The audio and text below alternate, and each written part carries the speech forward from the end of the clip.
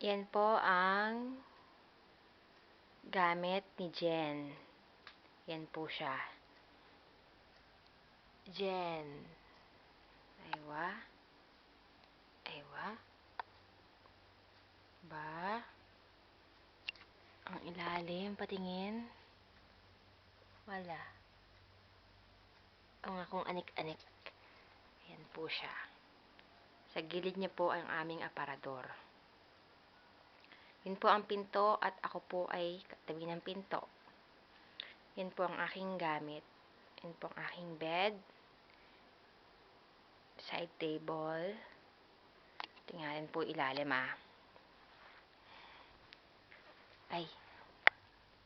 Wala. Ayun. Plancha ko.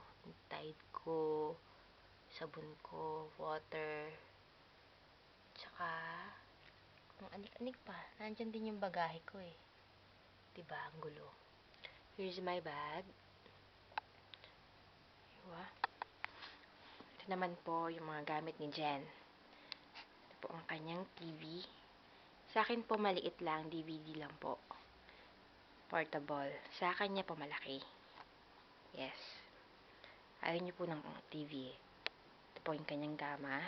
Ito po yung mga toys niya. Ay ba? Yan po si Jenny. Nakadilaw. Family po niya yan. Ito po siya Ay ba? At ang kanyang walang kagana-ganang magpa-picture na litrato. Yan. At ayan po ako. Hello po. Diba mukha po akong katulong.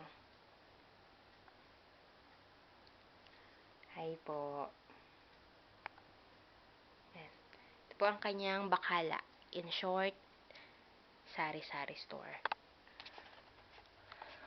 Ano ba yung laman yan? Ayan, mga abubot, pagkain, soft drinks, bubble gum, and water, of course. Yan lang po ang kabuuan ng aming kwarto. Ito po ang sahig.